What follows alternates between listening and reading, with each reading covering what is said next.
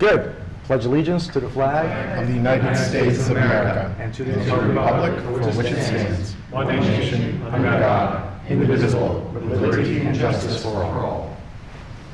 Thank you.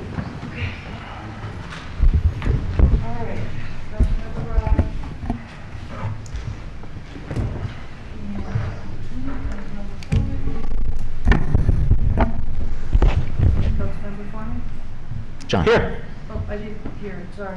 No. I'm sorry. Here, present. Supervisor. Here. Councilmember Danielle. Present. Councilmember Eastman. Make a motion to accept the agenda as written. Can I have a second? Second. All in favor? Aye. Aye. Make a motion to accept the minutes of the Town Board regular meeting September 6th. I'll present that as a motion. Can I have a second? Second. All in favor? Aye. Do we have any new employees here today?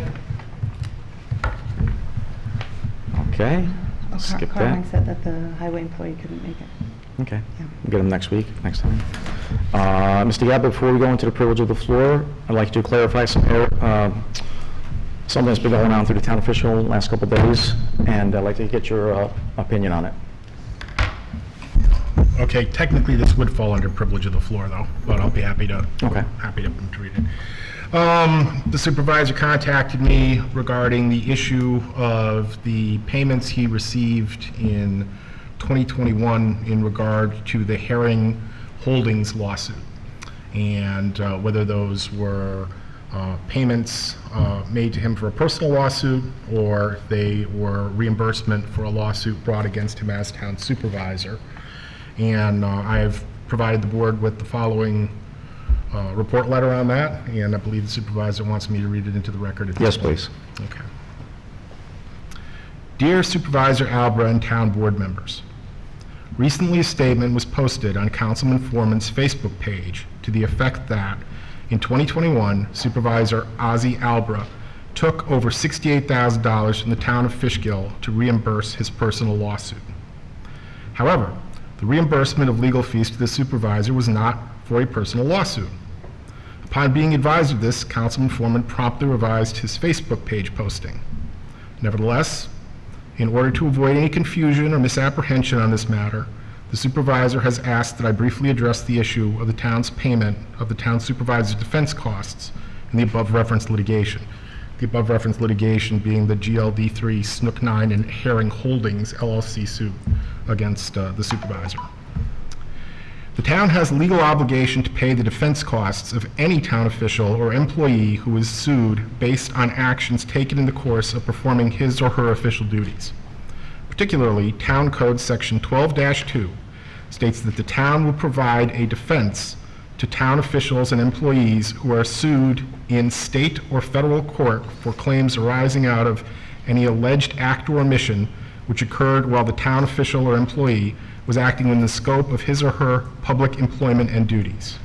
As examples of this, I would remind the town board members that last year they voted to pay the legal fees of a former town planning board member in the Broccoli/GLV3 federal litigation, and legal fees of the town comptroller in the McAvery lawsuit.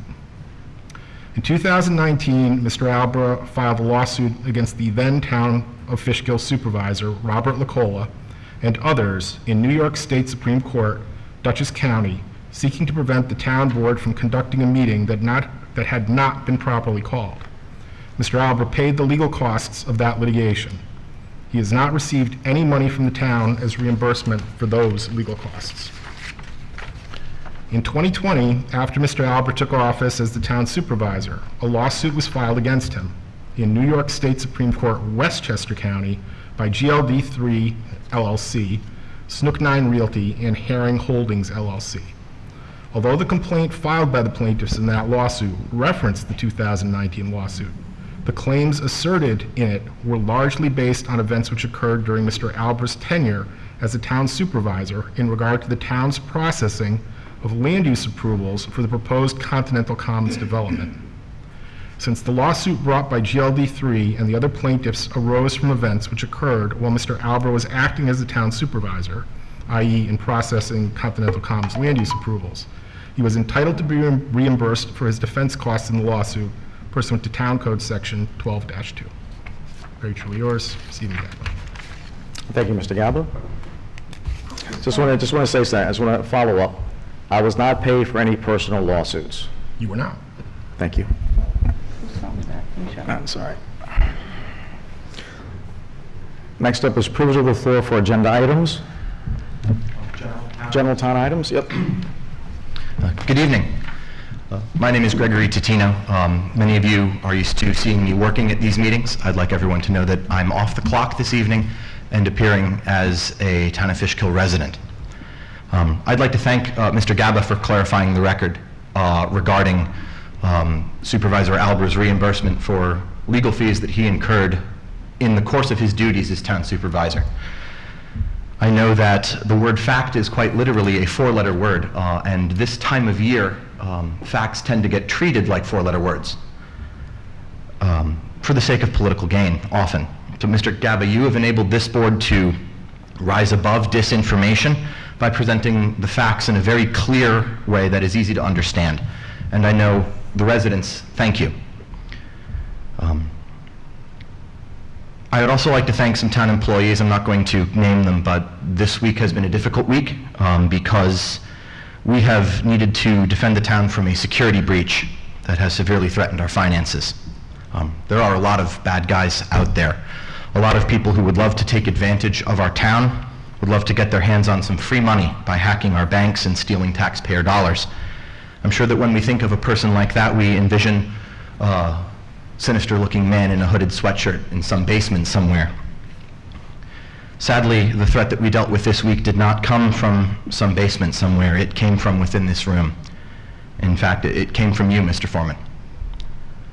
On Monday, Mr. Foreman, you posted an image on your campaign Facebook page. I think it's no secret that you're running for town supervisor. And this is a time of year when desperate times call for desperate measures. I'm not going to reiterate the facts Mr. Gaba just eloquently put. I don't want to waste anyone's time, but I was very disappointed when I saw your ad, John. I was disappointed first because it is a lie, and you know that it's a lie. You have known for nearly 2 years that it's a lie. So I recognize that facts are four-letter words, and there's always room for people to have their opinions outside of those facts, but you and I have always dealt very honestly with each other, and I was hoping that you would run a campaign that showed a little less disdain for the truth and a little more respect for the voters. So I was very disappointed to see that you used your platform to lie to the residents of our town, but what really appalled me was that your post contained in it an image of a check issued by the town of Fishkill in which the town's banking data, routing number, and account number are clearly visible and readable. That's all a hacker needs. That's all anyone with a functioning computer and an internet connection needs. With that one post, you put the town of Fishkill's finances at risk. And the irony is not lost upon me that in a post in which you falsely accused the supervisor of wasting taxpayer dollars, you threatened those taxpayer dollars to a magnitude of 10 so that you could play politics. You're supposed to be one of the safeguards of our taxpayer money. It's what you ran on when you ran for town board in 2021, and it's what you're running on this year, and you have just demonstrated to everyone in the town of Fishkill that you can't be trusted. I've got more to say on it, but I would just like to interject with a quick thought, which is that if I had done what you did, which is post proprietary town documents disclosing financial information on the internet, I would not have my job anymore. I would be immediately discharged, and I would probably be investigated pending criminal prosecution. And I think that goes for any employee of this town, or any employee in any job who would do that to jeopardize the business that they work for. Now, I fully understand that people make mistakes. When people are under stress or pressure and they need to make a split-second decision, errors happen. But you were not under any pressure, John. Certainly nothing like the pressure that Supervisor Albert felt when he went to court and won against a developer who wanted to put more than 500 high-density units on the Route 9D corridor. You didn't need to make a split-second decision like Supervisor Albert did when he showed true leadership in 2020 to implement policies that kept the town open during COVID to the tune of $8 million in additional revenue that the town has now compared to before Supervisor Albert took office. You weren't under any pressure, John. In fact, your post was planned. It was premeditated. You turned it into a campaign post which your political committee has now turned into a paid advertisement. That's right. The Town of Fishkill GOP is now currently paying for people to see proprietary information regarding the Town of Fishkill's finances. So without any duress, without any pressure, you placed the very organization that you are sworn to protect at serious risk. It begs the question, John, and I ask this with all due respect, what were you thinking? I'm asking it rhetorically. I don't expect an answer. I don't want to put you on the spot. I also don't think an answer is really necessary because it's self-evident. You were thinking of what's best for John Foreman. You weren't thinking about consequences. You weren't thinking about your oath of office. You weren't even thinking about telling the truth. You, and unfortunately, by association, your entire political committee, as that post has since been shared by other candidates for office in this town, are paying so much attention to trying to put one over on Ozzy that you put the financial well-being of this institution and every tax-paying citizen here at serious risk. And between you and me, John, this is my first time running for office. It is not my first time working on a campaign. I've worked on them at the local, the county, the state, the federal level. I know what ads look like, and I know what they say about the candidate. That is not an ad a candidate puts out when he's confident that he's going to win. That's not an ad a candidate puts out when he thinks it's going to be close. That's an ad a candidate puts out when he is grasping at straws to try to save face. And those are the types of decisions that cause you to throw caution and judgment to the wind. Now, I think it's very possible that you and your friends may have realized the gravity of the mistake that you've made.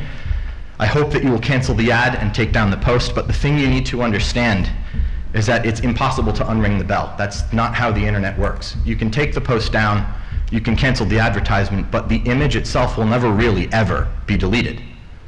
Anyone who wants to find it can, in some form, find that image. So there's really no telling the permanence of the damage and the risk and the threat that you have exposed the town of Fishkill to. So I hope that it was worth it, John, because you're supposed to be trusted to protect people and safeguard their hard-earned tax dollars.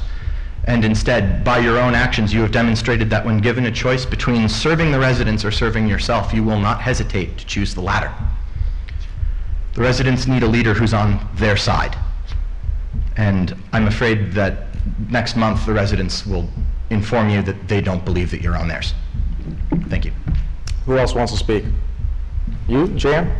Jan, are you speaking? You can go next. Okay.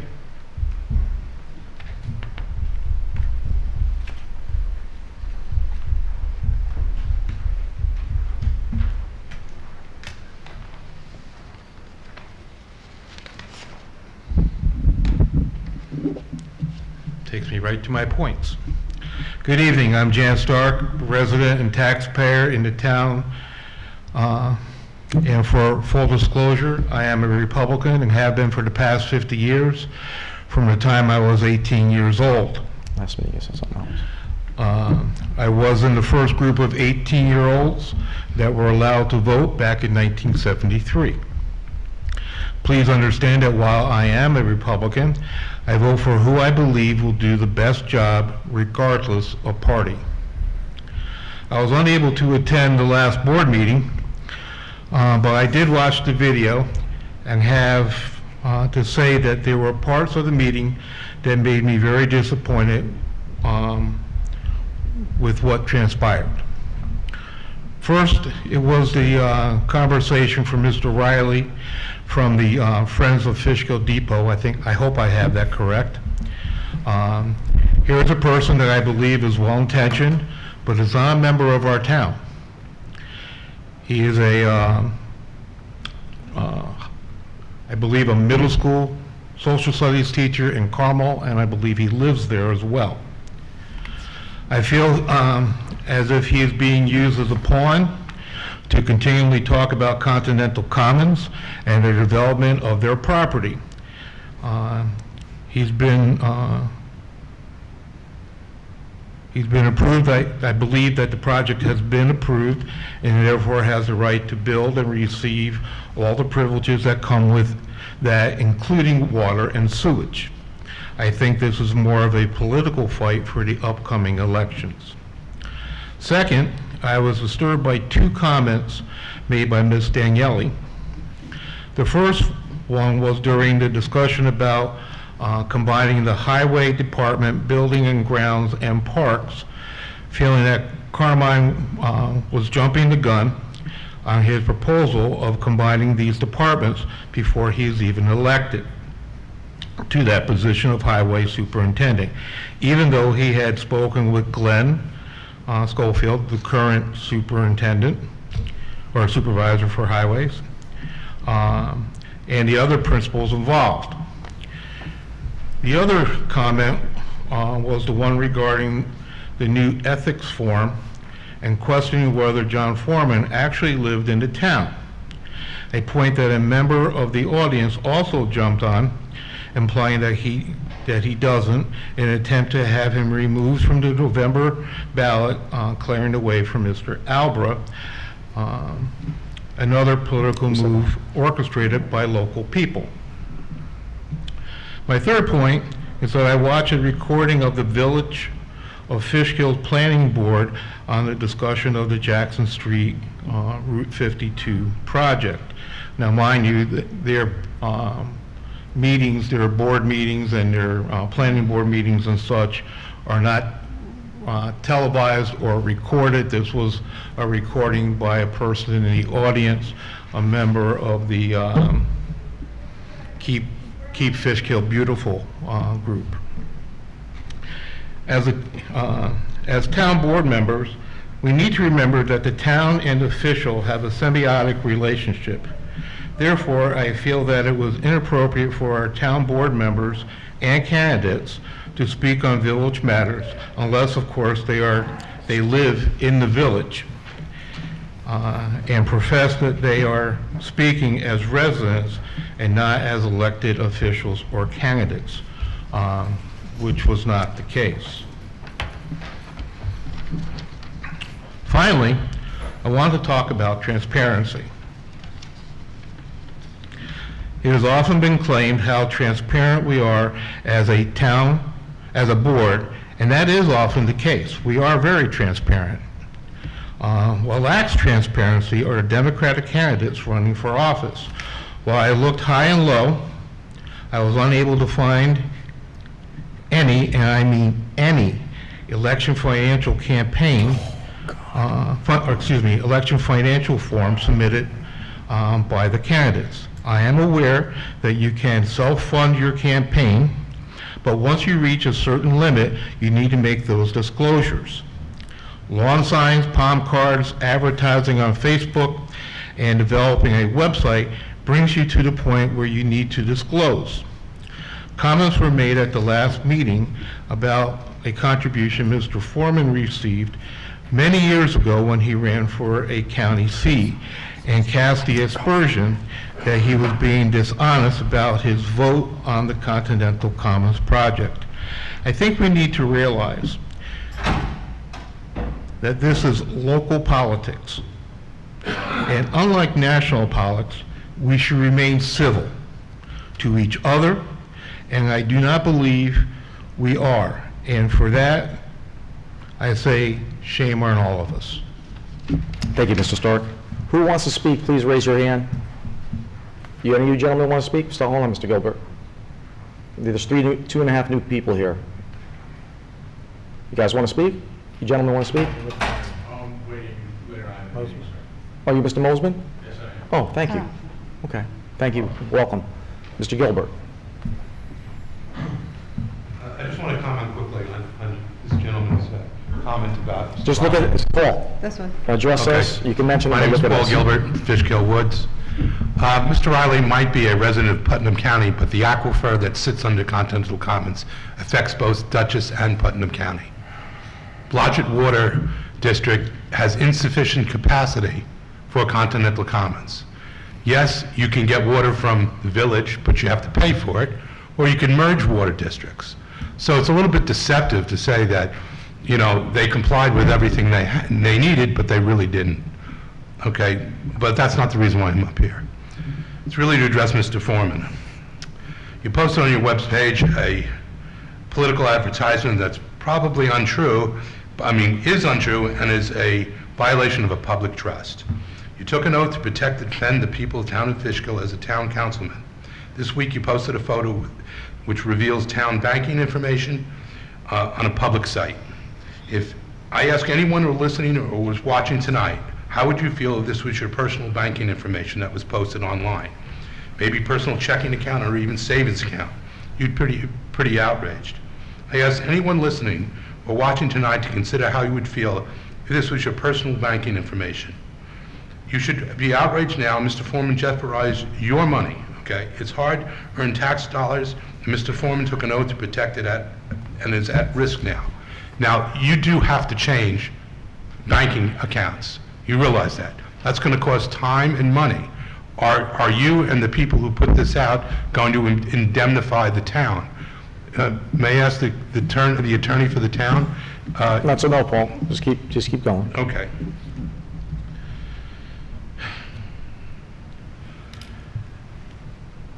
As I said, I would like you and the people who paid for this ad to indemnify the town for the potential financial loss and the changing of accounts. That's going to cost a fair amount of money.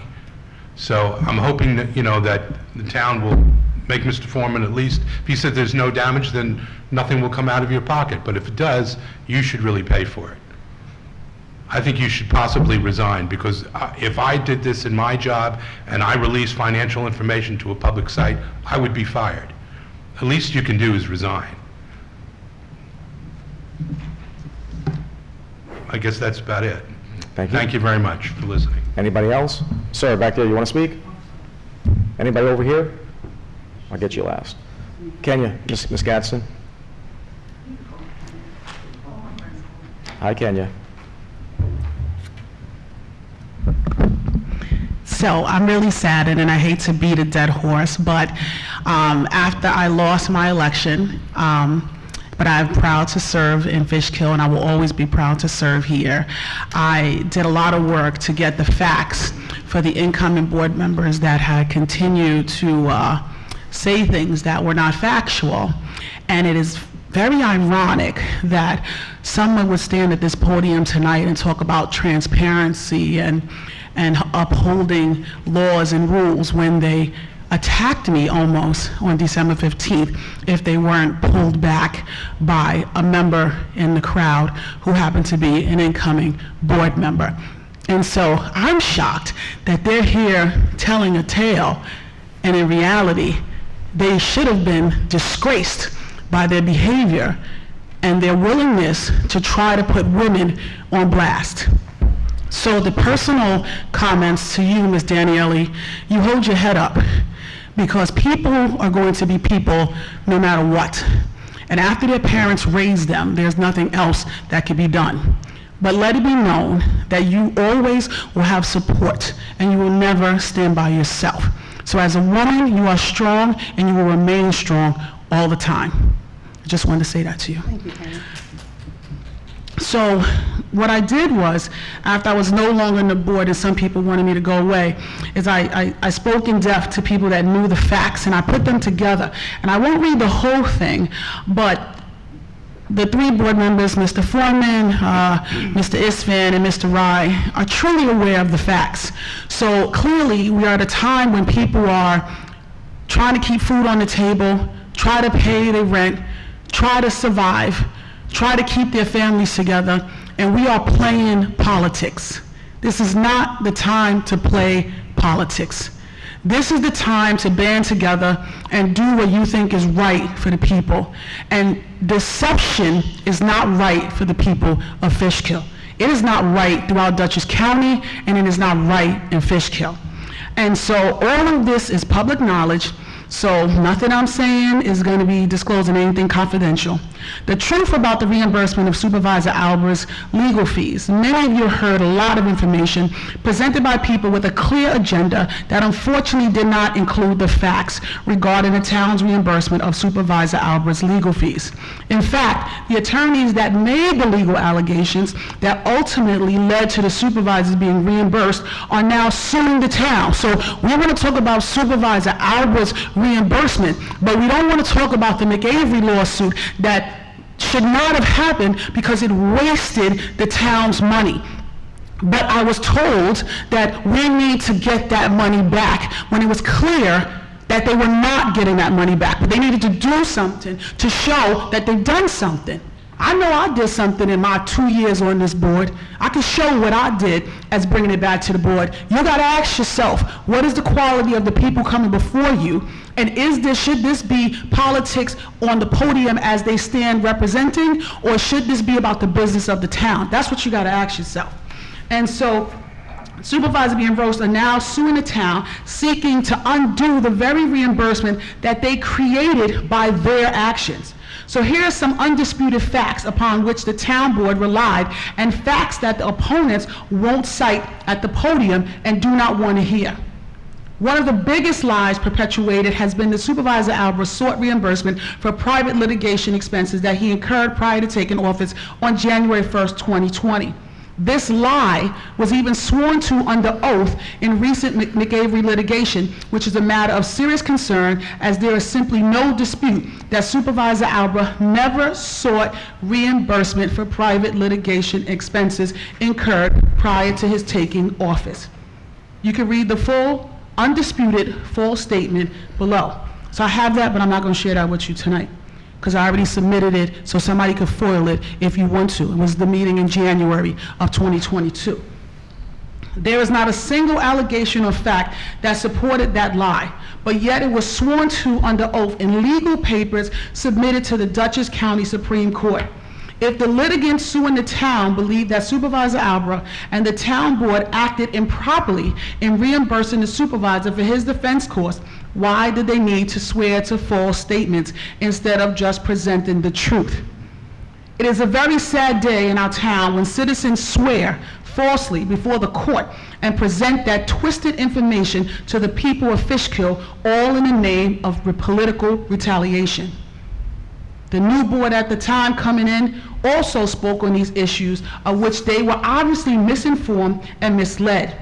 However, those incoming town board members will have to live by the misinformed words if and when they are sued individually or for acts that they performed as town board members. They certainly cannot ask the town to pay for their defense in light of stance they have taken against it. So this was January 2022. The fact that we are now here in October of 2023, and this misinformation, knowing that this is misinformation, is being given to the people, is disgraceful. So let's lead the people of Fishkill the way they deserve to be led. Honesty, trust, family. Continue to build a Fishkill that's positive, and let's get these dirty politics out of Fishkill. Thank you. Russ, you want to speak? Sir? No? No, you're done, Greg. Oh, you were off duty. Go on. Yeah. I did just want to offer one bit of information based on a comment from another member of the public, which I don't think enough people understand, which is that residents of the village of Fishkill pay taxes not only to the village, but also to the town. So an elected official at the town level has among their constituents every member of the village of Fishkill. So a public official or a candidate or anyone attending a village public meeting in a capacity as their interest in the town of Fishkill has in their interest the residents of the village of Fishkill as well. So I can certainly understand that with the boundary lines between the town and the village not always being well understood, and the differentiation between the town government or the village government, it can seem like there may be overstepping bounds. But no one can make a claim that a town official has no interest in the business of the village of Fishkill, because the village of Fishkill's residents are the constituents of the members of this board. I just wanted the residents who may not necessarily know that to keep that in mind. That's all. Thank you. Ms. Booker?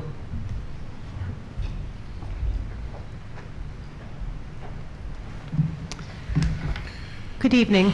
My name is Jody Lynn Burka. As anybody who knows me knows, I've never had social media. I don't have the Facebook, or I don't even tweets. I don't know any of that. I've never had it. So I did not see this post. What I do know is I work for New York State. I'm a civil service employee. I see checks and financial information, not only from New York State, but from New York State taxpayers. New York State has a policy that should I ever post or take a picture of personal information from a taxpayer, if I posted it, I would be immediately terminated, despite being a civil servant and protected under civil service law. That is a federal violation under PPI, and I would be immediately terminated. Nobody would defend me, not PEF, nobody, because there's no defense. Again, I did not see this. John, you know we're friends. Please explain it. Don't let us leave and not explain it. Why would you take the chance, and I understand if you're trying to say something, you can say it, but why post the check? I don't understand that. Please explain it, because I'm having a real problem. Again, I didn't see it. Thank you. Thank you, ma'am. All right, I'm going to close out the privilege of the floor for general items. Now we're going to move on to liaison member reports. Louise, you can go first. Okay, this might take a couple minutes. Before I start, I just want to clarify Mr. Stark's comments.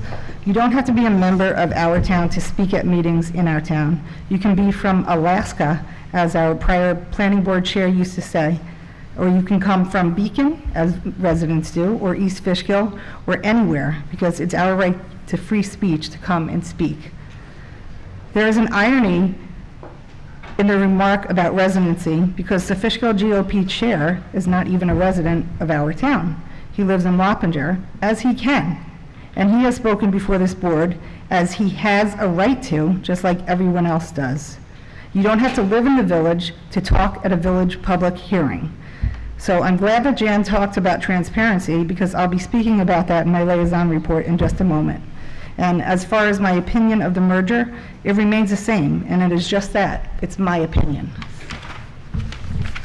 For my liaison reports, on September 21st, I attended the Village of Fishkill Planning Board continuation of the public hearing for the apartment complex proposed at Jackson and Main in the village. At our last town board meeting on September 20th, I read out loud what I was going to say at that meeting to represent our constituents who asked us to speak up for them against the project. Also in attendance was Supervisor Albra, who I spoke for as well on behalf of our constituents in the village and the town. Councilmember Foreman was present in the corner of the room. He did not speak for the people, and he did not hand in the letter that he and Councilmembers Rye and Isfan told the public they would do.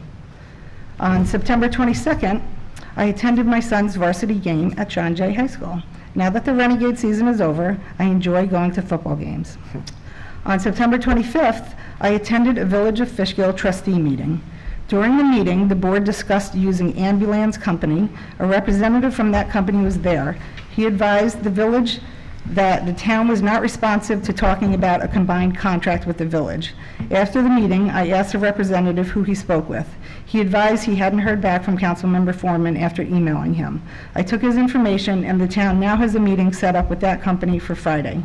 We will have to decide which ambulance company to use very soon, as our contract is almost up and the old company was sold. Sharon has budgeted money, but we will just have to decide which company we will use and what the cost will be. During the village meeting, the mayor made a motion to change their terms from 2 years to 4 years. They will hold a public hearing on October 16th regarding it at 6 p.m. I was disappointed to hear the mayor give us a tongue lashing at the end of their meeting. I would tell you exactly what she said, but I couldn't write it fast enough, as their meetings are not recorded, as ours are. So you and I would never have heard it unless you were present at that meeting. But the gist of what she said was that she believed our opinions, inserted politics for the November election into their planning board public hearing.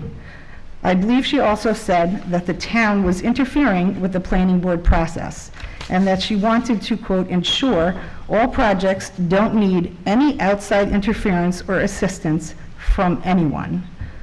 What the mayor interprets as interference, I call representation, something the supervisor and I have done in the past and will continue to do if our constituents ask us to speak for them, as I did for myself and the supervisor.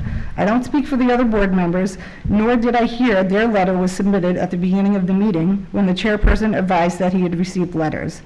And it was not received the following day either. I want to thank the resident from the Commons who contacted me to thank me for speaking for her, someone I have not met, but she knew me from our town meetings and that confirms to me that it is about the people and not politics. The mayor seemed to believe the repeated complaints were all about traffic regarding the proposed apartment complex, but the broader problem is the lack of transparency the people have expressed that they are unhappy with. The antiquated policy notifying the public only 3 days before a public hearing. I went to the village hall the next day and foiled the speech she made at the end of the meeting and will advise the public what she specifically said if and when I receive a copy of it, as I requested through the Freedom of Information law. This board has spoken out for our constituents in the past in the village of Fishkill regarding the Church of the Nazarene, and we will continue to speak when we are asked to, because that is what we were elected to do. Whether it's a public hearing before the village trustee board, the village planning board, or the village zoning board, whether it is an election year or not. We are not intimidated by what the mayor said. It actually saddens me to think that she thinks it's all about politics instead of the constituents' quality of life. During that same meeting at the village planning board, the village board chairman gave his verbal report to the trustee board, in which he described what the public said at the public hearing regarding the Main and Jackson as, quote, being beating a dead horse to death, and that it was, quote, it was a public hearing and there was a lot of, quote, screaming, yelling, and hollering.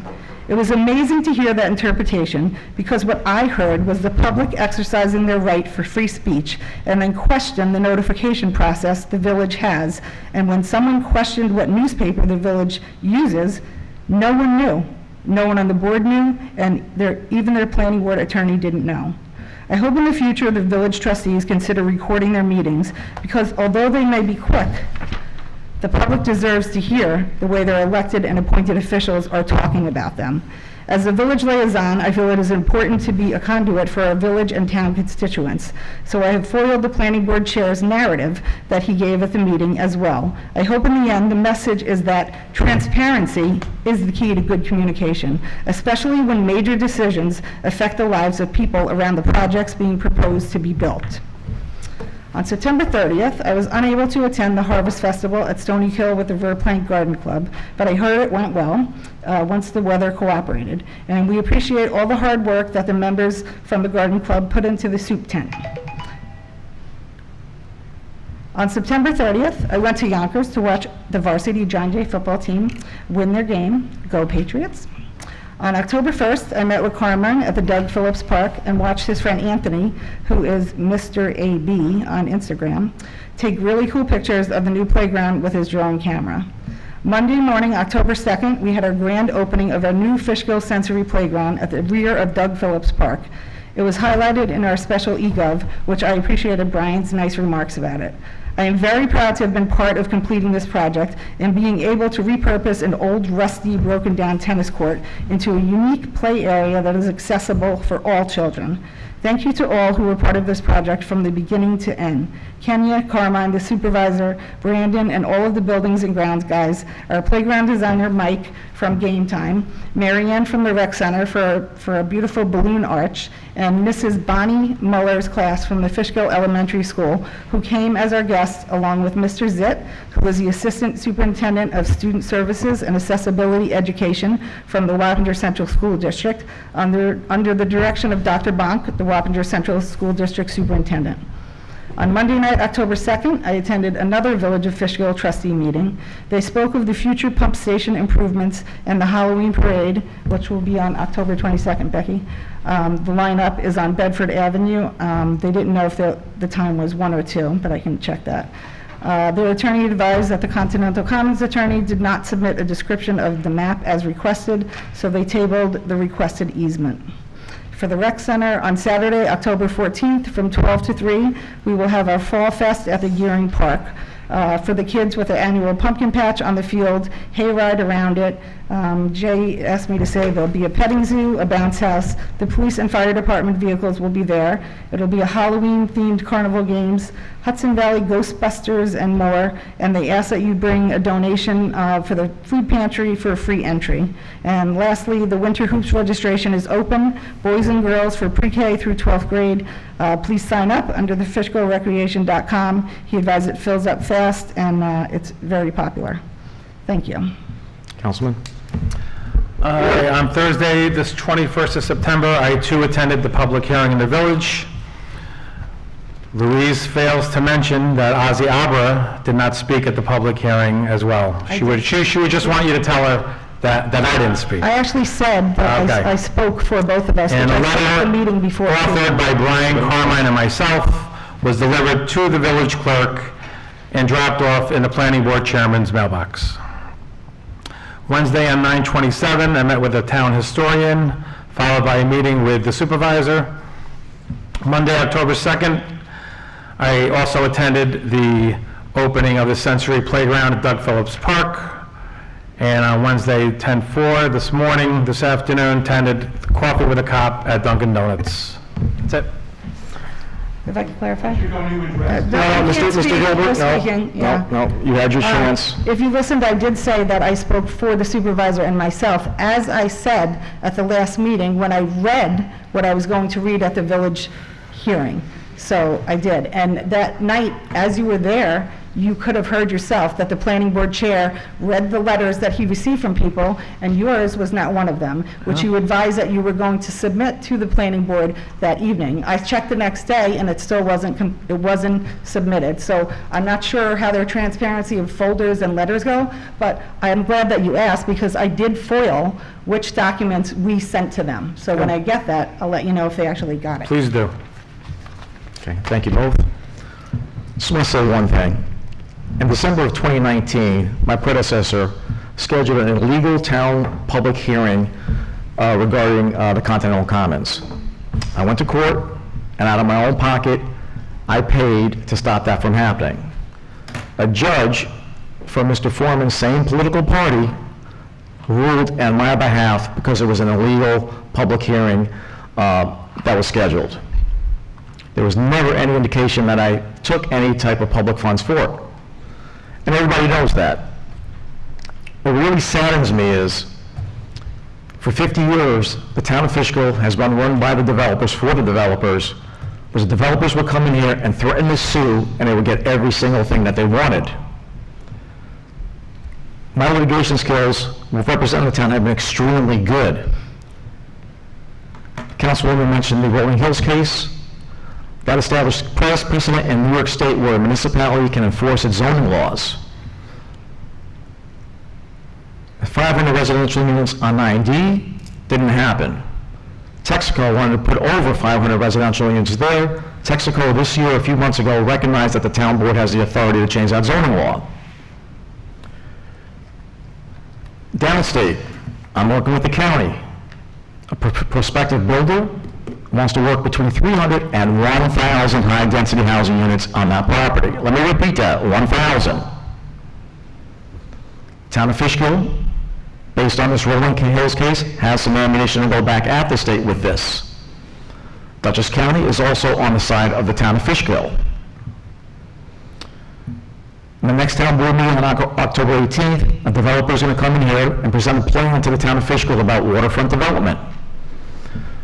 This project has the capacity to build over $100 million of taxable revenue for the citizens of the town of Fishkill. What's even more unique is that he's going to donate over $5 million in land to the town of Fishkill in exchange for that variance. My litigation maybe cost the town of Fishkill $68,000. But look what we got in return. We control the developers. The only people out there that don't like this are the people, the candidates that want the developers to run the town of Fishkill. I hope you're watching this, ladies and gentlemen, because right now, as your supervisor, I run this town on your behalf. That's my number one rule. And if you think I'm joking, the developer that's created this litigation is a good friend and contributor to his political campaign. He's giving him money. And instead of defending the town of Fishkill, he's defending the developer. That's all I have to say about that. Well, thank you. When Carmine and Brian and I took office after the 21 elections, we haven't made one zoning change to benefit a developer since we've been on the board here. So your nonsense, the developers are owned by the Republican Party, doesn't hold any weight, zero weight. Now, 30 seconds after Ozzie was sworn in as town supervisor, his actions resulted in the town being sued as a defendant,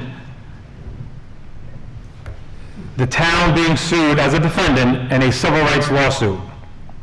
He's already lost a water and sewer litigation, which he wanted to spend more money to appeal just a couple months ago.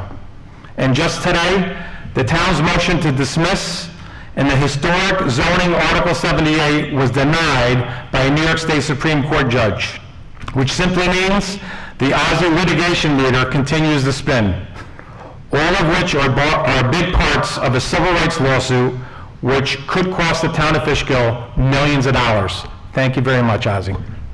Once again, Mr. Foreman is owned by the developers. This developer is in his pockets. Yep. That's the fact, John. And Mr. Foreman says there's been no zoning changes. Residents of Fishkill, why do you think there's been no zoning changes? It's because I'm sitting here on this table. That's not true. Yes, $68,000 you talked about is $128,000. Well, I'm glad you mentioned that, because when you litigated it to not reimburse me, that's where that money came into. So you cost the town of Fishkill even more money. You forget that, Judge Arnold? I don't think so. You don't think so? You didn't get up here in November of 2021 and said, I'm going to do all I can to prevent the supervisor from getting that money? You didn't say that? And then you and the board litigated a lawsuit that resulted in another $90,000 being wasted in the town of Fishkill? You don't remember that? Are we going to campaign, or are we going to do the town's business? Mr. Stark, come on, man. One more, excuse me. We're not dealing with town business. Point of order for the person in the audience, Mr. Supervisor. No, you shouldn't be Point of order, speaking. That's it. Supervisor, if I can just wrap No, up. I just want to say another thing. Litigation and lawsuit costs are down under my administration also. And finally, staying open for COVID, we're $8 million in better position. He will never ever fight the developers, period. He just ain't going to do it. He's owned by the developers. And Miss Louise Daniela, we talked about that Jackson project on Main Street. Lots of things were done by his political party to make that happen. So I'll move on to discussions. So I'm guilty because the village made a decision? I'm guilty? Ladies and gentlemen, on his Facebook ad, he put down that I was reimbursed for something I did not do. And he's saying he's guilty for that. Look at the hypocrisy. Look how he talks out of both sides of his mouth. He doesn't care about you. He only cares about himself and the developers. Louise, your last thing. When we're talking about developers and what they receive or don't receive, or what his interpretation is that, I will just remind the audience that Councilmember Rye failed to disclose that he was on the Legislative Action Committee before voting for the water and sewer connection, and Councilmember Foreman also failed to disclose that he took campaign donations from the developer. It may sound like it's not a lot of money, but it was years ago, and when you get money from someone, you remember it. And it's apparent he remembers it because he had a conversation with him after the planning board meeting in the parking lot, which I witnessed with one of our citizens. So we can continue to talk in circles, but we'll leave it up to the citizens to understand what the truth is. All right, I'd just like to move up discussion item number 11 for Mr. Mosman. Can we do that real quick before we go into the budget? I'm okay with it. You? For what? for the naming of the road Oh, before the yeah, bridge. absolutely. Yep. You guys like to say anything about your dad or anything? Who are you? Hi, good evening. For those that don't know me, my name is Jeff Mosman, former resident of Glenham. I now reside out in Millbrook. But on behalf of the Mosman family and the Slater Chemical Fire Company, I'd really like to thank the town board for considering naming Washington Avenue the James Mosman Senior Memorial Highway. My dad was born and raised in Glenham, served the community as fire chief and fire commissioner, where he was responsible for Glenham purchasing the first diesel fire apparatus in Dutchess County. My father also was the vice chairman when the Dutchess County Fire Training Center was built up in Poughkeepsie in 1971. So he loved Glenham. He lived his whole life here. And again, my family and I, it's truly an honor, and we appreciate the support. Thank you. It's a great honor to do We so. appreciate your father's Thank you. service to Yes. the community. You guys want to say something? Come on. You know the gentleman? You guys can tell the story real quick? My name is Bob Dross. I'm past chief and past commissioner of the Glenham Fire District. And again, I'd like to reiterate what Jeff said. Our department is greatly appreciative of the board doing this for us. Jim was a great guy, and he surely deserves it. Put a lot of hours in protecting people in our district, and that's what really counts. So thank you very much. Thank you. Thank you. Okay. Thank you, gentlemen. Next up, a discussion of the 2024 preliminary budget. I presented my budget to the town board. Tonight, what do? We accept it, and we make some amendments if we want?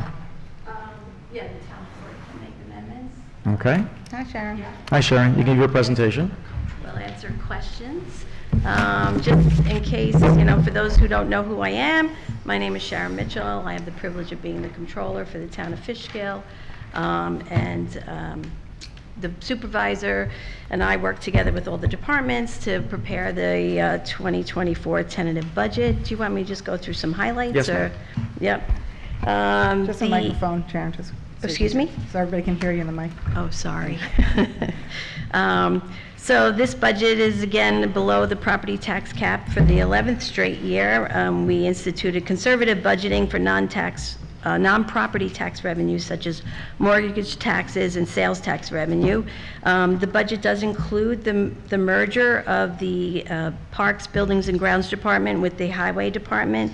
We allocated the personnel costs between the Highway DB Fund, Town Outside of Village Fund, and the General Fund.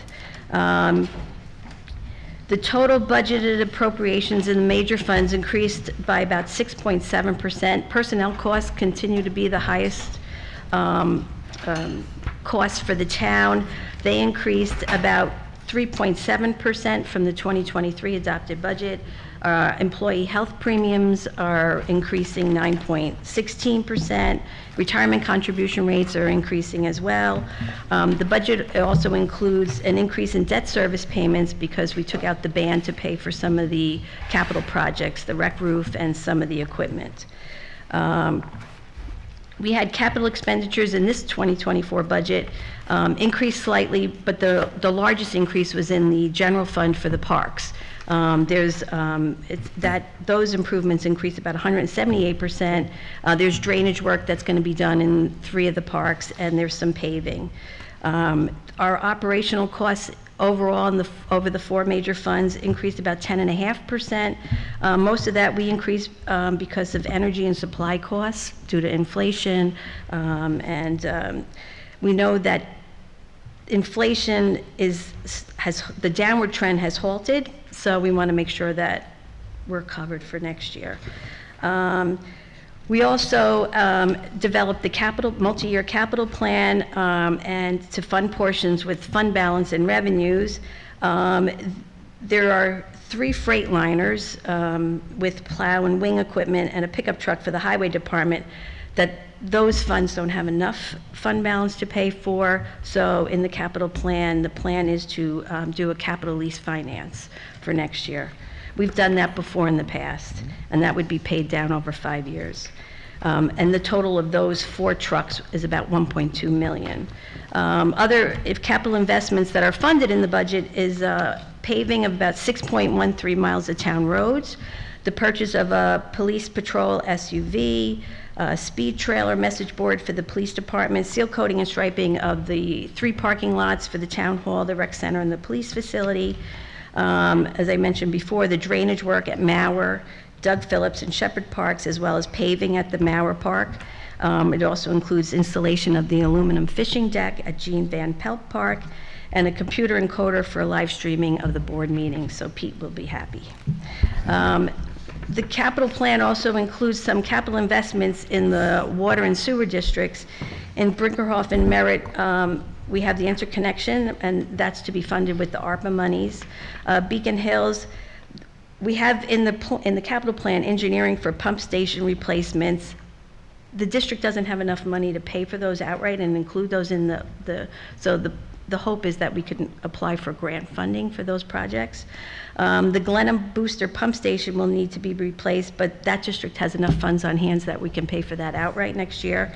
There's also force main repairs, pump station replacement engineering, and Forge Brook sewage pump stations in the Dutchess Park Sewer District, and that will be using funds within the district. Okay, so the Brinkerhoff Merritt Water Connection was a project that was almost $5.6 million a few years ago?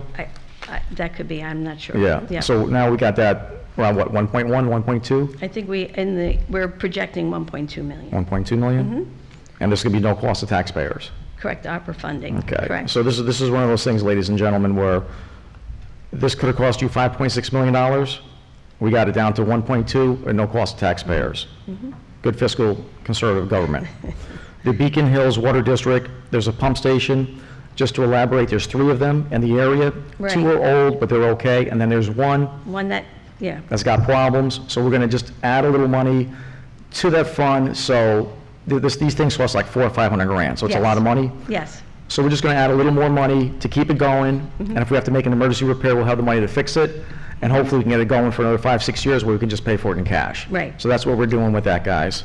Yeah. The Glenham Booster Station is the one by the Roundabout Firehouse, and I believe we have $800,000 already in the bank to pay for that. Correct. And the Dutchess Park Sewer District force main repairs, we have the money on cash on hand for that. Correct. And the Roundabout Sewer District, we have the odor control system upgrade in the budget to do that. Correct. Thank you, Sharon. That's correct, yeah. So overall, the general fund tax levy increased 21.5% from '23. The general TOV fund tax levy decreased 26.3%. The highway townwide fund tax levy decreased 11.5%, and the highway TOV fund tax levy decreased 8.4%. The reason for the increase mostly in the general fund is that allocation of, we took 15% of the highway personnel costs, and we allocated into the parks fund, and then we increased those capital expenditures for the parks in the general fund. So that makes up the majority of that increase in those tax levies. In the general fund, the total appropriations increased 18.3%. A big part of that is personnel and the capital funding. In the general TOV fund, the total appropriations decreased 1.7%. We did anticipate settling the contract with the PBA, so we did calculate for an increase there. And the highway townwide DA fund, the total appropriations decreased 1.3%, and the highway TOV fund, the appropriations pretty much stayed steady. Again, as I said before, personnel costs continue to be the largest cost drivers for the town. In the 4 major funds totaling about 53% of the total budget. Debt payments are about 8%, contingency is 1%, capital cost is 9%, and our operating costs are about 29% of the budget. The taxes, so based on these current numbers that we have in the tentative budget, the homestead town tax rate per 1,000 for 2024 will be 1.99 per thousand. The homestead village rate will be $1.04 dollars per thousand. The non-homestead is 2.92, and the non-homestead village is 1.44. The non-homestead village pretty much stayed the same. All the other than the homestead village went up slightly, and the town taxes came down. What was the percentage of the town tax going down? I want to say 14.1%. Now, ladies and gentlemen watching, it's not going to be a 14% tax cut. No, Because the assessment. That's the tax rate, correct? That's a tax rate, so it's not a tax, a flat. Yes. A lot of people, they're happy that we're not raising your taxes. I'm safe to say that. Yes, yes. But one thing I was committed to when I became supervisor was telling you the truth about your assessments. And for years, the town board would raise your assessed value, lower the tax rate 0.001%, claim they gave you a tax cut, even though you were paying more in taxes. We got it to the point where we're honest with your assessments. Every year when assessment appeals come, I'm here in the office talking to people, and people understand the process because we're truthful with them with their taxes. So when your assessed value goes up, you should get a correspondence of the tax rate going down. We try to get it to be at least flat, but a lot of people are going to see a tax decrease this year. Continue, please. Yep. And so, I mean, unless you have specific questions, you do. I do want to just mention, so after the budget was filed with the town clerk, it came to my attention that the lessee we have in town hall is going to be moving out by the end of the year. So I did budget, this budget did include rental income. So I would recommend to the town board that we probably want to amend the budget to take the rental income out and increase the levy by the $23,387. Just hold on a second. Increase the levy, just. Yeah, it would be $23,387. So it would change it, instead of a 14.1% decrease in the homestead town tax rate, it will be a 13.85% decrease. You okay with that, John? You okay with that, Louise? I have a suggestion that could Go possibly on. move it, but when she's done. Yeah, no, yeah. That's the only amendment we have, right? Yeah, that was it, yeah. That's the only amendment she has. Yeah. So Sharon, thank you for this. I wish I received it before, but I would have. I'm done so, but sorry. It's very nice, very good. Okay. I have questions written down, but. Well, hold on a second, hold on. Mr. Gaba, we can do the amendments here, we can do the amendments here right now, Yeah, you right? could do they need to do it by resolution. So we have to vote on each one. If you're going to do this as your tentative budget, which you have to hold a public hearing on yet. Yeah, still, we got Right, it 2 weeks yeah, from yeah, now. yeah. But yes, that's. We can make the changes and we have to vote on every Yeah, but amendment. just, Yeah. I make a So I can motion make that the we adopt changes. whatever the change may be. You can either list them all or do them individually, We'll do them and then individually. you'll be all set. Okay. Thank you, Mr. Gaba. So that's her first amendment. How about we move, you want to take that money from somewhere else or Yeah, I something? do, so it's kind of All a right, thing. come So on. if we can just put that to the side and Sure, come back to sure, it. yeah. I'm looking at the 2024 capital investment funds in the budget that you have here. It says drainage work at Mauer Gearing, Doug Phillips, and Shepherd, no, wrong one, sorry. Seal coating and striping at the rec center, police department, and town hall parking lots. Right. I thought we just did that a few years ago, so I'm just wondering how much the town hall parking lot seal coating and striping Yeah, hold is, if on. you know. I will tell you. So the recreation parking lot is 24,000. I believe the town hall is 40.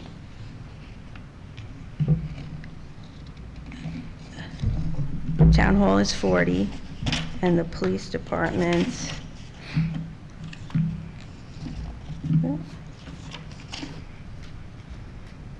That's good, that's good enough. Oh, that's good enough, sorry. Yeah, so, for myself, I'm just questioning the money that she just said, I think it was 23,000 something, that was the lease. Yeah, that So left. can we take something out and move it to a different year, like the striping of the rec center, which is 24,000, so that we wouldn't have to increase anything? If it's not so imperative that it's done next year. I think from a project standpoint, it's probably better to do all the parking lots at the same time, but that's not my area of They expertise. split the buildings for the line items. That's why it's not all in one shot. Okay. Yeah, but the project itself Yeah, is it to has to do be all the one. parking lots at the same How- time. I think you get a better price to do them all at the How same time. frequently do we do them? I'm not, I Yeah, don't know. I feel Yeah. like we do them too frequently, that we Listen, could save money on that. If you don't want to do the striping, make a motion, and I'll second it, and we'll vote on it. Okay, well, that's one, I'll just say that's one option I was thinking of Okay. for the, to not have to raise anything for the other 24,000. Yeah. So now, you know how I love to go through this, so I Yes. went through it at home, and I actually did it before the meeting so we could go through it. So it's not really, it's more just quick questions that I'm going to ask you, just to explain for myself what they are. So I start on page 1. With town board expenditures, A101050822, medical insurance, Yes. $23,648, increase to $25,035. I was under the impression that we had two people that wanted medical insurance, so I'm just wondering why it's only $25,000? So it's single coverage only. So the policy that was adopted by the town board was that part-time elected officials are entitled to, the town will only fund a single coverage. So this is for two people here? That's for two people for single coverage, So I thought correct? last year we had to, not that I want to, but we had to make sure that in case other people came on, if they needed it. So this is, we're leaving it for two people? So I did it for two people. Okay. Yeah. All right. Let's see. A little bit further for justice court expenditures, A111050428, minor equipment. I'm just wondering what that was, 11,500 from 1,000. It was new office furniture. Okay, thank you.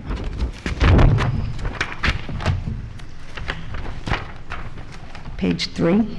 Page 3. So I'm just going to say these, I'm not specifically like calling anybody out, because at the end, I'll just say what I think about raise increases, because I was under the impression that everybody was getting a flat 4% increase. So under the comptroller expenditures, regular pay, on the far right, that says 5.6% instead of 4, so I'm just noting that. And let's see, I go on to page 4. Tax receiver expenditures, regular pay, I see that that is 4%. Down at the bottom, assessor expenditures, regular pay, his says 3.9%, so my question for that is he getting 3.9% combined, or is he getting 3.9 from us and 3.9 from... Well, this regular pay is for the assessor's aid. Oh, okay, that makes more sense. Yeah, and I think it's just a rounding to the 3.9. No, I actually... Yes, so... I thought Christian was getting double. The assessors, yes, so his increase, so we pay him to the town of Wappingers, it's an outside service, it's in the 135550460. So I received that budget. Okay, so I thought that was his. My question was, is he getting from us and from them? So that clarifies that.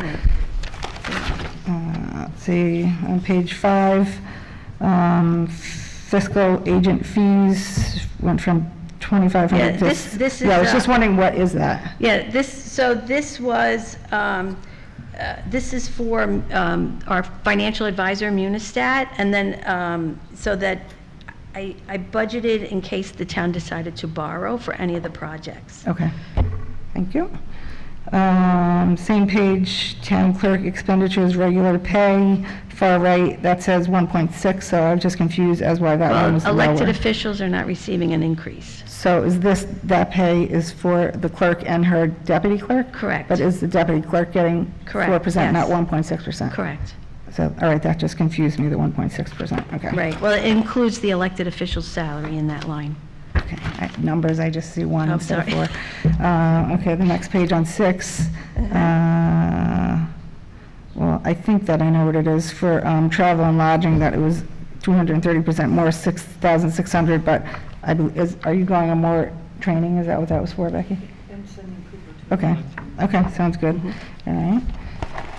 Page 7, water and sewer administrator, part-time. When I go to the far right, I see 5.1, not 4%, so I just noted that that one was more.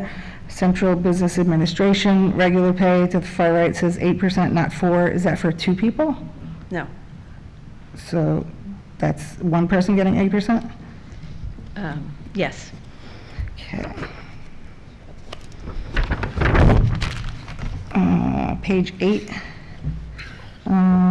That's the Cape, that's what you were saying, so they're not renting from us anymore. So that's Yes. the deficit of $23,387,000. That's correct. So, I don't, I'm just throwing into, I know we're talking about ambulances, but I don't know if there was any possibility we could attempt to rent that space to the ambulances. It was just a thought, I don't know, when we have the meeting on Friday, maybe. But on the next page, we talk about What spaces, what are you talking about? downstairs, the Cape space. Oh, okay.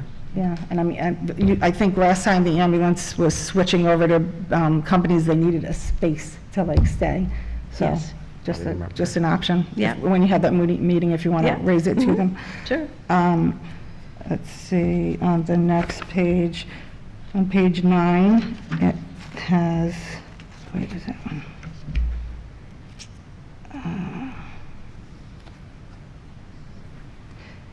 Central data process expenditures 0455, out of service or out Oh, of? outside services. Outside services. That's for the, our IT consultant. Ah, okay. The next page on, I think that's 10. I'm just, what is the contingency for in the middle where underneath? Well, It says- that's Yeah. just an in case. Okay, so I'm just wondering, in a case for what? Anything? Anything? So I'm We just used it wondering if we before. can. We could, re- Yeah, I'm you wanna- sorry. we could reduce that. That was my thought. So my thought was to Yeah. reduce that by 23,387,000. If We could the do board would consider that, so then we wouldn't have to raise anything. It would just Yeah. be a lesser contingency. Contingency. All right, so that's going to be the motion that I make. Okay. Okay. Do I need to tell you line numbers, or you can just mark that down when I get to? No, I can mark it. Okay, Yeah. thanks. Because that's not for a specific department, it's just No, contingency. it's Right. just for an Yeah. emergency if Okay. something happens. All Yeah. right. Page 11, Highway Administration, regular pay. I go to the far right, I see 5.3, which is more than 4. Page 12, Parks revenues, parklands, 90% use. I just don't recall us using this before, so it's So just. we have used it before, so we have $100,000 in Parklands trust money Uh-huh. to transfer in to cover for parks improvements. And I think, is So- it for paving? So this is for parks improvements, so this doesn't cover the total cost because that fund is being depleted. Right, So so I there's think only going to be Carmen's. 190,000 left in Okay, but Parklands. Carmen said he's using it for parks. Yes. Okay.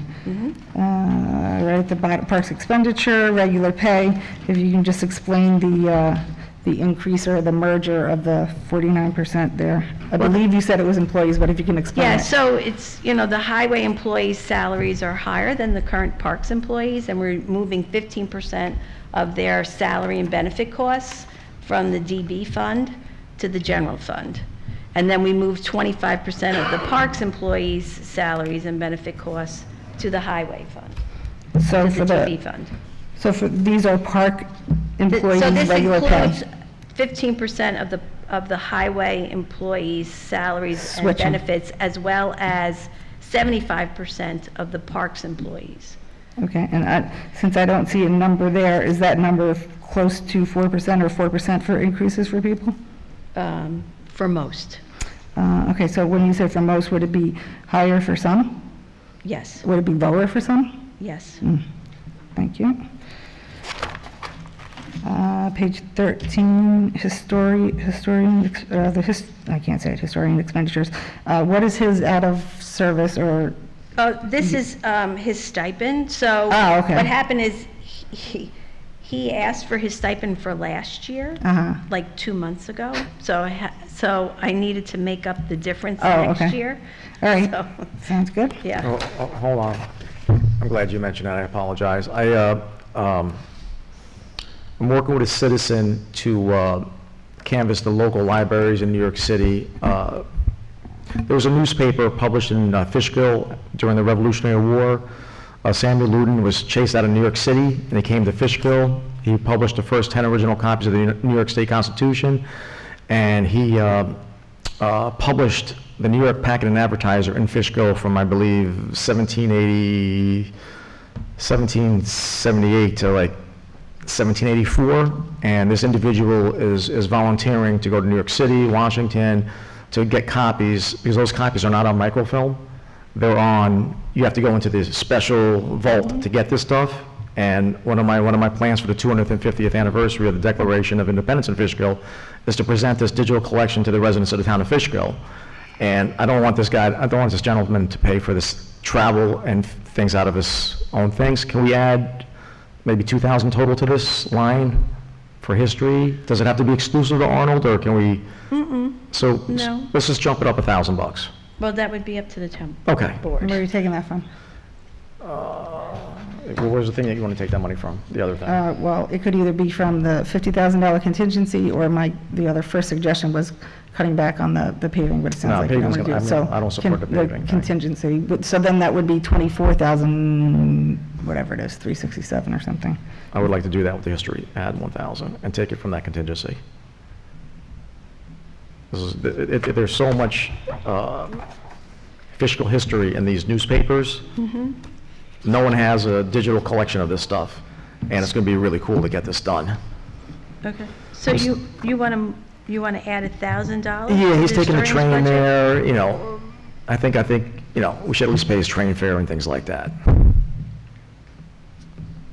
Okay. Okay. Okay. So the town board will have to, Do a resolution and authorize him to do this, yeah. yes. yeah. Tell me when you're ready, Sharon.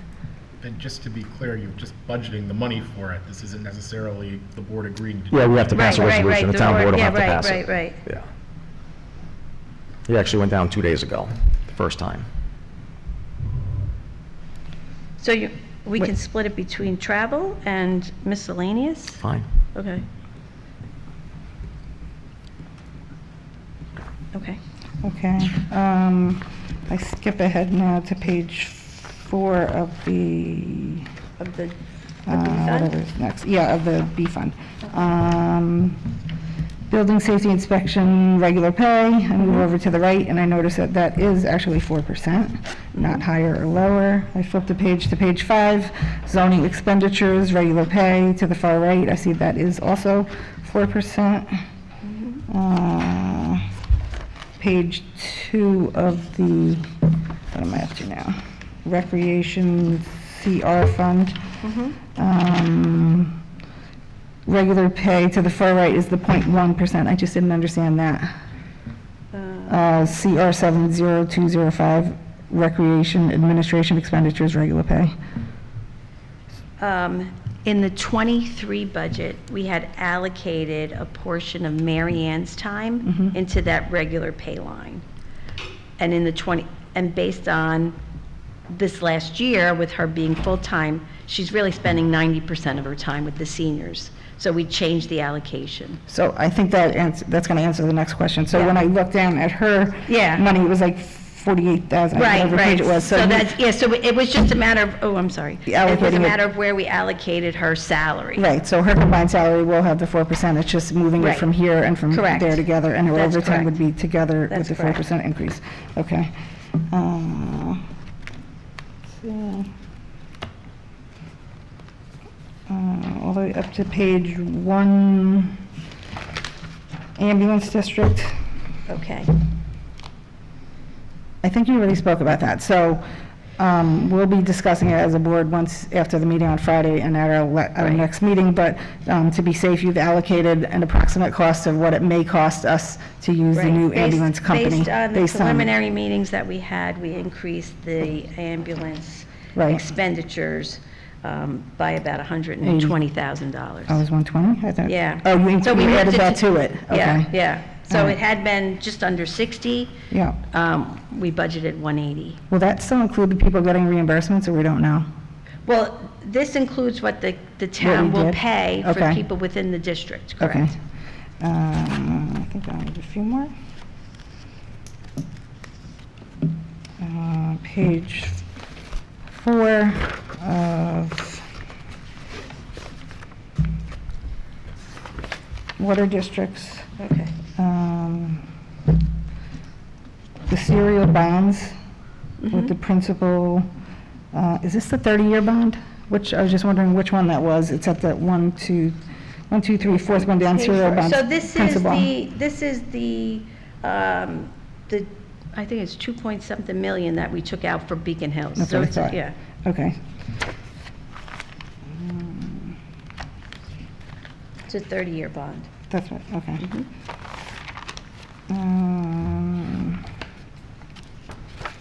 Page 3 of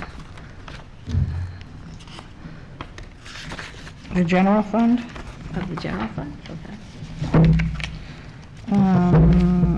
Also, comptroller expenses, regular pay, I go to the far right, I see 5.6 instead of 4, just noting it. The next page, on page 4, I see tax receiver expenditures, regular pay. To the far right, I see 4. I think these are repeats. Is this a repeat from what I said originally? Yes. It's like double? Yes, we I feel went like through I'm- this I'm already. saying it again. Yeah. Okay. Tax assessor, this. Onto the water and sewer, page 7. Business office expenses, regular pay.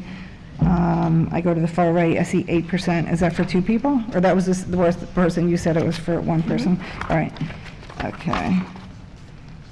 All right, so I think I've gone through it all. Thank you for that, I appreciate it. You're welcome. I just want to say something to it. I would just like to note that salary inequities continue in our town. It's something that Kenya and I tried to focus on when we first came here, and 4 years later, I see that we still don't have a set starting salary or specific job titles, step increases, and no performance evaluations. Just in my opinion, I'm not singling people out, but it just appears to be favoritism to me in the end. So as I read line for line budget, I see that not everybody is getting the 4%. Some people are getting 5, some people are getting 8, some people are getting less than, which I think I heard was 2, which was very disturbing to me. And I believe, although I can't give a specific line item number, I just want to say I'm not in the majority, so even if I asked for everybody to get a straight 4%, I think it's not going to happen. But I want the people watching to know that I think this budget should have had modifications that are fair to everybody, and I hope the new board will consider changing for fairness for all, because I think you said if anybody wanted to modify any salary slightly, they could do it at the January meeting, Right, the as long as organizational there was meeting. funding in the budget. Right, so if it was down or up or whatever it was. Yes. So I know my thought is not going to go anywhere, but I just wanted to just pass along what you had said, that they can be done in January, even though it's not done now. So I would like to make a motion to move the money from the contingency for the 2 different things for, Yeah. to make Yeah. up for the, Cape. to make up for the CAPE, Yeah. and to make up for the $1,000 that the supervisor wants to add to the historian. So present that as a I'm motion. presenting that as a motion, what I just said. I'll second it. Don't you need to also strike the money you were going to get for the rental, though? Right. Yes, that's what So, we're yeah, doing. So, Yeah. based on what they've said, they want to increase budget line A75105-0479 by $500. They want to increase appropriation line A75105-0488 by $500. That's the historian expenses. And they want to decrease contingency by A19905-0499 by $24,387, and they want to remove the income Right. line of A16204-2410 of $23,387. Which will alleviate us having to raise anything. Yes. Correct. That will not change the tax levy. Correct. Correct. So present that as a motion. I present what Sharon just said as a motion. I'll second. All in favor? Aye. Aye. Okay. That amendment passes. I just have one more for you. So I have worked really hard to create the beautiful playground and our future pickleballs that would be coming to the Doug Phillips Park. I didn't know that, Sharon, that we had money allocated for the drainage, but we do not have money allocated for paving it. Is that correct? Correct. Okay, so I'd like to make a motion to, I spoke to Carmine about this, and he gave me a number of $120,000, but I'm not sure if he knew that we had the drainage already calculated in there, but I'm just going to say what he said, and if it's less, it's less. So I want to make a motion to add $120,000 to the buildings and grounds to do the paving with the drainage for the entire Doug Phillips Park. And to do that, I would like to take that out of reserves, which I emailed you and asked you how much we have. Oh, I didn't see your email. Did you email me today? No, you wrote back where I just Oh, asked I like did. Oh, how oh, much I the see. how Okay. much reserves we had for. Right, fund balance. Right, I'm sorry, I'm saying it wrong, So you fund wanna- balance. So right now, we've appropriated $800,000 of fund balance in the general fund, and you Right. want to increase that by $120,000 to $920,000? That's my, yes, that's what I'm asking. How much do we have in that right now? 6 million something. So,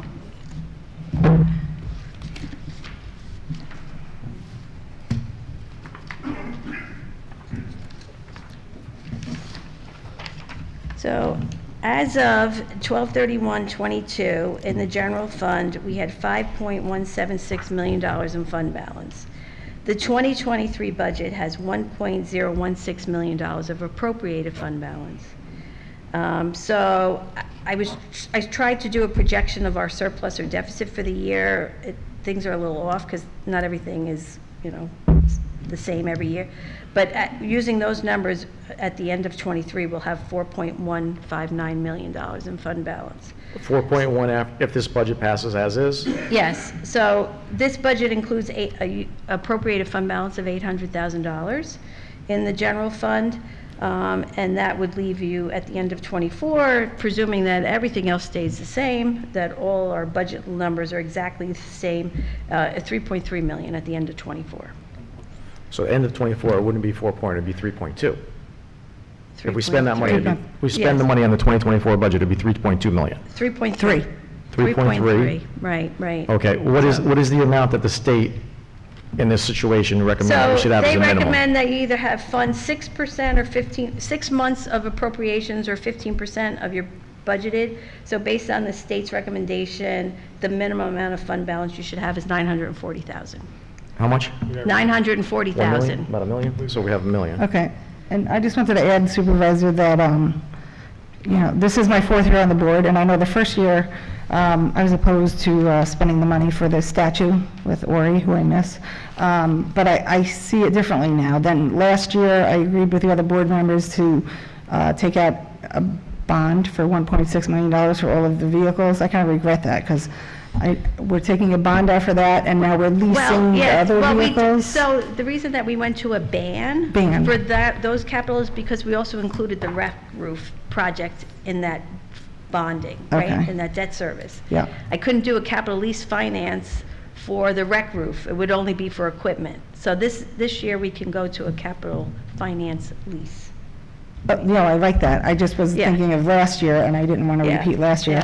So for myself, I was a naysayer about taking money out of this particular fund the first year I was on the board, but as I'm coming to a conclusion of my 4 years, I really want that park to flourish and to look nice. And right now, it floods. So if we are able to put the drainage in there and pave it, it will look really nice for the rest of what we're going to be doing, which is the pickleball courts and the basketball rejuvenation and the picnic tables that Brandon's already working on. So I'd like to make the motion to... Well, hold on a second. Do you have any other amendments you want to make after this? That's it. Councilman, do you have any amendments you want to make? Not at the moment. So those are mine. Well, if I was to ask for Little League lights, it would come out that same fund balance? Yes. Okay. Can I just ask a question? Absolutely. Can't we, my gut feeling is to wait for Brian and Carmine to be here on the 18th. I'm not opposed to getting that money moved over and getting that park paved and the drainage done, but I just think we should have the other 2 board members here. That's fair.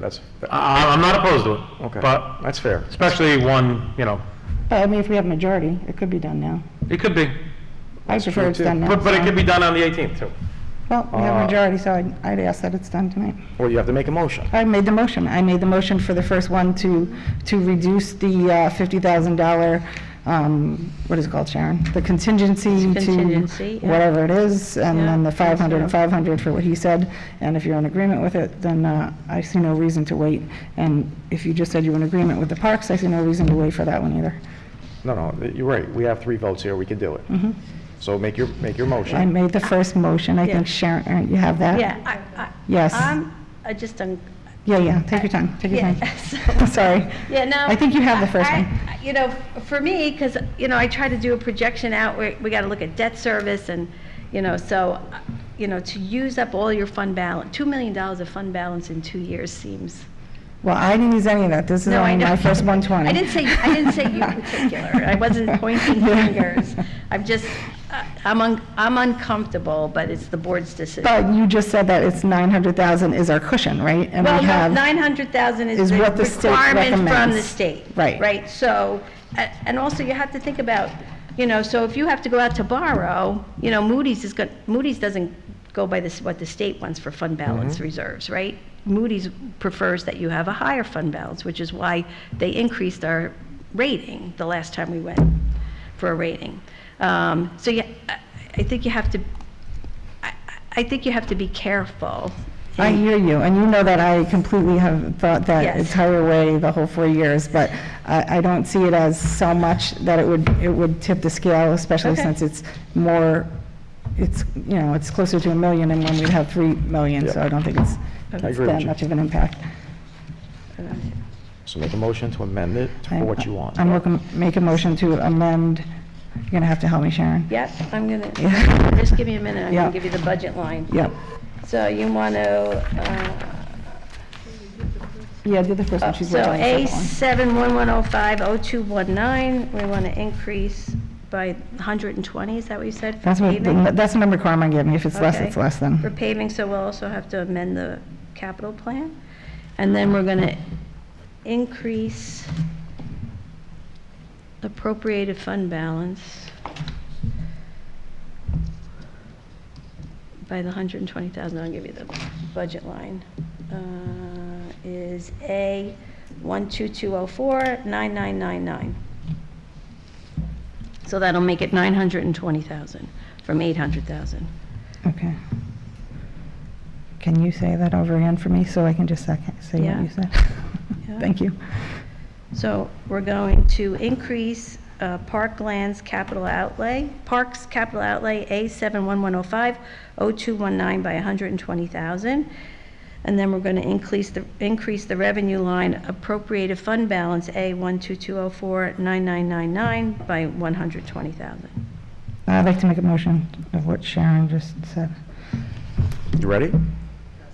Are you ready, Sharon? Am I ready? Yeah, so I'm making a motion to, what she just presented with those specific things, so I think I need a second. Present that as a motion? I just presented as a motion, I'll yes. second it. All in favor? Aye. Aye. I believe this is one that you just said that you were in favor of, so. You can say all opposed? Hmm? Are you going to say all opposed, or just? I just said yes. Okay. Wait, what's his response? I don't know. Oh. Just thinking about it. It's a nay. Okay, We'll wait till October 18th. the motion is gone. I'd like to make a similar motion. I'd like to allocate $200,000 for Fishkill Little League lights, and the same exact place that you're going to get it, do the same thing. So you want to increase parks Yeah. outlay, capital Yes. outlay by an additional 200,000? Yes. I want to get those Little League, yes. That's for one field, right? One field only. 200,000. Yep. A7111050219 for 200,000. And then appropriated fund balance? Yep. Increase revenue appropriated fund balance A122049999 by 200,000. So that'll put us at 3.1 million. We're at 3.3, that'll put us at 3.1 million, and we're still, we're 3 million, we're 2 million on top of what the state would recommend. So I'll present that as a motion. Second. Second. Louise, yes or no? Discussion? Discussion, absolutely. Can I just ask, why wasn't this put in the budget 5 days ago? When we got the budget from you? This is, This is what this she means. brought it Just up. asking. She brought it in my mindset to improve the parks even more. Because you had it in the budget, and then you took it out, Yes. and now you want to put it back in. I'm seeing that other board members would like to get some more things to improve the parks, and I'm taking the opportunity to help Fishkill Little League, who've been looking for lights. Okay.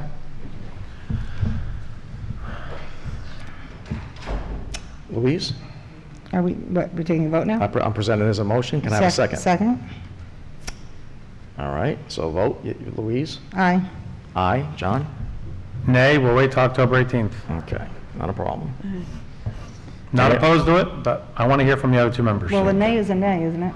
Just voted no. Yeah. Yeah, I Right. just Any voted no. amendments? Any I amendments? just voted no. Any Yeah. amendments? So- No, for You you? didn't Any- make- Any more amendments for Just to you? clarify, I mean, it wasn't adjourned or moved over, we voted on it, so. Okay. Can I just confirm that they did vote yes Yeah. for the initial Yes. changes? The for very first one, The first one, the for the 500, historian 500. and the lease income? yes. Okay. Yes. Okay. Mr. Gabbard, do we have to vote to accept the budget, or is that okay, just go straight to the public hearing? You have the budget set now with those resolutions. Next thing beats. So we're good. Public Yeah, hearing. so I'll make this change, and I'll reprint it as the preliminary budget for the public hearing. Thank you, Okay, so we're Sharon. good, Mr. Gallo? Yeah, you can make changes after the public Right. hearing on the preliminary budget if you want Yes. to put those things back in. Yeah. So we can close the public hearing and still do the changes? Yes. Yeah. Okay, just want to double Yes, check. yeah. Thank you, Sharon, appreciate it. Thanks for all your work, Sharon. Thank you. Appreciate it. Good work. All right, next up for discussion is a tree ordinance. We're not ready Yeah, yet, right? no, can we table that to the second meeting in November? We still have Becky, second meeting in November, please, table it. We still have to meet with Carmine and Joel. We're going to be adding Joel to the mix. Okay. On number 3, discussion of levy of unpaid water and sewer district charges, fees. Routine, they don't pay the bill, it goes on their property tax bill. Everybody okay with that? Yes. Yep. Next up, discussion of resolution of Oh, wait. Yeah. So we're finalizing the list for the next town board meeting that will go to the county. Okay. Okay. Next up, discussion of resolution to set the public hearing for the 2023 Special District Benefit Unit rolls, yearly routine. Everybody okay with that? Yes. Next, number 6, discussion of proposed local law repealing Chapter 140 and reenacting the same to include regulations for tree preservations. We'll table that to the second Yes. second please. meeting of November. November. Wait, give Becky a minute. And those are really the same item. They should be Yes. consolidated into a single. Did you hear him? It should be consolidated. So once you just, Wait. So Mr. Gaba said that he suggested you consolidate those two. you can either close 2 or Or 6, close whatever one. one you want. 2 should be closed, 6 should be open. Close 2. 2 is tree ordinance. Close that. November 15th. November 15th. Okay. Disaster. And what was the other one? Six. 6. Number 6, just Will we- table it to the November 15th.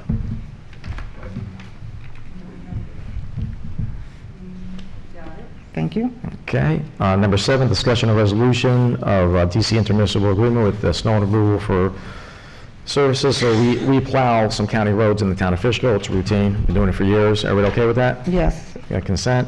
Number 8, resolution to appoint Blase Corcos as part-time police officer. Okay to put that in consent? Yes. Okay. Number 9, discussion resolution to order the town board calling a public hearing on the consolidation expansion of the water of the Roundabout Sewer District. Everybody okay with that? Yep. Yes. Consent. Number 10, discussion resolution to order the town board calling a public hearing on consolidation and expansion of the Roundabout Water District. Same premise. Everybody okay with that? Yes. Number 12, discussion resolution to appoint Brandon DeMarco as Highway Department Motor Equipment Operator. Everybody okay with that and consent? Yes. Okay. Next up is privilege of the floor for agenda items. Anybody wish to speak about a town item can speak right now. Just consent. Did I miss something? No, I mean, it's consent. I'm sorry. Yeah, agenda items. We're up to agenda Yeah, items. privilege of the floor for agenda agenda items. items. So anybody can speak about an agenda item.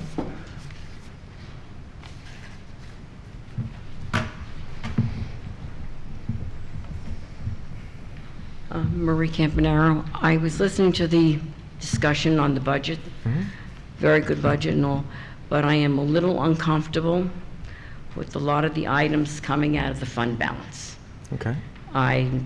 There's 2 big expenditures, maybe 1, but I'm a little uncomfortable with the 2.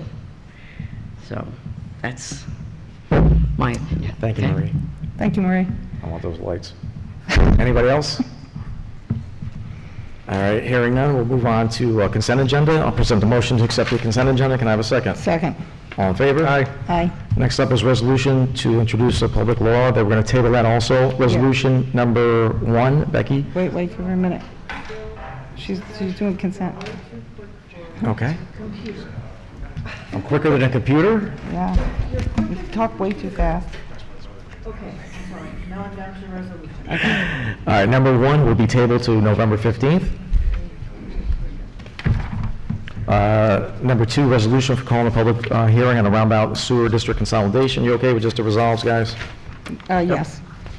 Okay, where the heck is it? It's quite a bit. All right. Now therefore be ordered by the Town Board of the Town of Fishkill, Dutchess County, New York as follows. Section 1, the Town Board of the Town of Fishkill shall hold a public hearing at Town Hall on the first day of November 2020. I'm going to cancel that meeting if I can. Would you be interested in that? November 1st, the November 1st meeting? Well, just revise it to make it November 15th. November 15th, No okay. resolution. You need a motion to, well, you can propose it as amended. I'd like to amend the resolution and propose that we change the date for the meeting from the 1st to the 15th. Can I get a second? 15th is the second meeting in November. Yes. Yes. Second. Second, all in favor? Aye. Aye. Okay. Prevailing time and manner of proposed consolidate the town of Fishkill's roundabout sewer district, all existing outside user property is described in the map, plan, and report filed hereto.